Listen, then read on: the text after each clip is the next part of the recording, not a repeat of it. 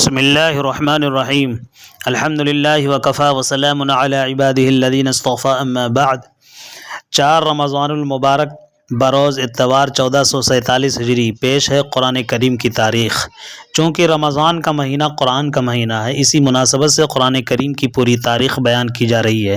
آپ سے گزارش ہے کہ روزانہ قسط وار قرآن کو نہ صرف خود غور سے سنیں بلکہ دوسروں کو بھی شیئر کریں، تاکہ اس ماہ مبارک میں قرآن کی تاریخ، قرآن کی عظمت اور قرآن کی محبت سے بہرور ہوں۔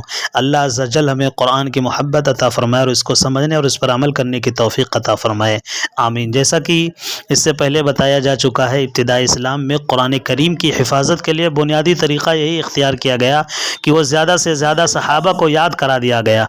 اس دور کے حالات کے پیش نظر یہی طریقہ سب سے زیادہ محفوظ اور قابل اعتماد تھا، اس لیے اس زمانے میں لکھنے پڑھنے والوں کی تعداد بہت کم تھی۔ کتابوں کو شائع کرنے کے لیے پریس وغیرہ کے ذرائع موجود نہ تھے، اس لیے اگر صرف لکھنے پر اعتماد کیا جاتا تو نہ قرآن کریم کی وسیع پیمانے پر اشاعت ہو سکتی اور نہ اس کی قابل اعتماد حفاظت۔ اس کے بجائے اللہ تعالیٰ نے اہل عرب کو حافظہ کی ایسی قوت عطا فرما دی تھی کہ ایک شخص ہزاروں اشعار کا حافظ ہوتا تھا، اور معمولی دیہاتیوں کو اپنے اور اپنے خاندان ہی کے نہیں، ان کے گھوڑوں تک کے نسب نامے یاد ہوتے تھے۔ اس لیے قرآن کریم کی حفاظت میں اس قوت حافظہ سے کام لیا گیا۔ کتابت قرآن حضور صلی اللہ علیہ وسلم کے زمانے میں حفاظت قرآن کا اصل مدار تو اگرچہ حافظہ پر تھا، لیکن اس کے ساتھ ہی ساتھ آپ صلی اللہ علیہ وسلم نے کتابت قرآن کا بھی خاص اہتمام فرمایا۔ کتابت قرآن کے سلسلے میں 3 امر قابل بحث ہیں۔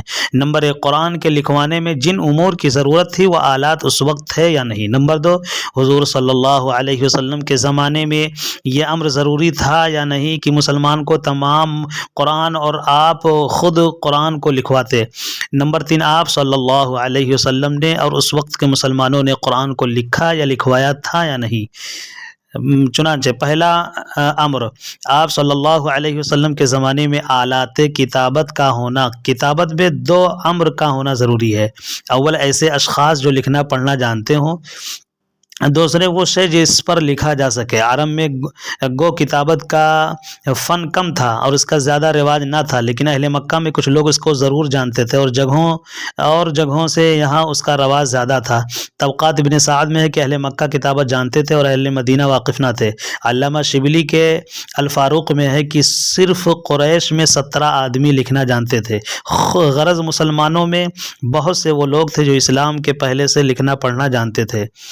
آلات کتابت میں دوسری شے، یعنی وہ چیز جس پر قرآن لکھا جاتا، وہ بھی اس وقت تھی یا نہیں، اس میں شک نہیں کہ کاغذ اس وقت عرب میں رائج نہ تھا، لیکن بقول مفتی عبداللطیف رحمانی رحمۃ اللہ علیہ کے کہ اس زمانے میں چمڑے یا کپڑے پر روغن دے کر بجائے کاغذ کے استعمال کیا جاتا تھا۔ اسی طرح علامہ ابن خلدون نے بھی اپنی تاریخ کے مقدمے میں لکھا ہے۔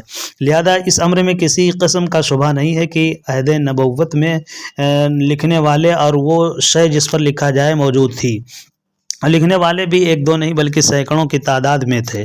دوسرا امر کہ حضور صلی اللہ علیہ وسلم کے زمانے میں یہ ضروری تھا یا نہیں کہ حضور صلی اللہ علیہ وسلم اور نیز مسلمان پورا قرآن لکھتے۔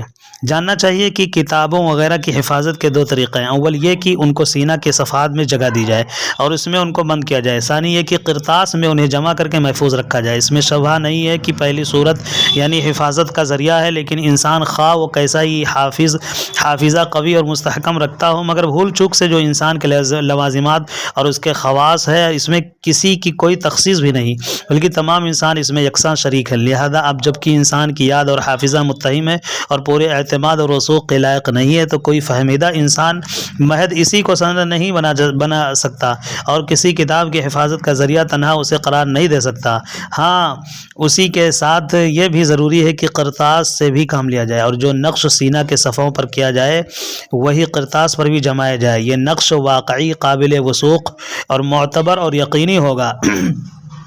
اس لیے دنیا میں ہر ملک و ملت میں عام طور سے اس کا رواج ہے کہ جب کسی شے کا زیادہ اہتمام ہوتا ہے اور اس کو زیادہ مستحکم اور مضبوط اور قابل اطمینان کرنا منظور ہوتا ہے تو اس کو لکھ لیتے ہیں۔ چنانچہ قرآن نے بھی ایسے معاملات کے لکھنے کا حکم دیا ہے جن کا یاد رکھنا ضروری ہے۔ قرآن میں ہے یا ایھا الذین آمنوا اذا تداینتم بدین الی اجل مسمى فاکتبوہ۔ اس آیت سے چند باتیں معلوم ہوئی۔ نمبر ایک یہ کہ مسلمان لکھنا پڑھنا حضور صلی اللہ علیہ وسلم کے زمانے میں جانتے تھے۔ نمبر دو ایسی اشیاء اس وقت موجود تھی جن پر لکھ پڑھ سکے۔ نمبر تین جن چیزوں کی حفاظت اور یاد رکھنے کی ضرورت ہے اس میں محض یاد پر بھروسہ نہ کرو بلکہ اسے لکھ لیا کرو۔ اب مسلمانوں کو خدا ہی نے یہ حکم دیا کہ حفاظت کی چیزوں کو لکھو، اور یہ ظاہر ہے کہ مسلمانوں کے یہاں معاملات دنیاوی سے بہت زیادہ دین کے معاملات کی حفاظت کی ضرورت ہے، خصوصاً قرآن کی۔ تو اس سے صاف یہ نتیجہ نکلا کہ خدا تعالی نے مسلمانوں کو یہ حکم دیا کہ قرآن کو ضرور لکھو۔ تاریخ القرآن صفحہ 56۔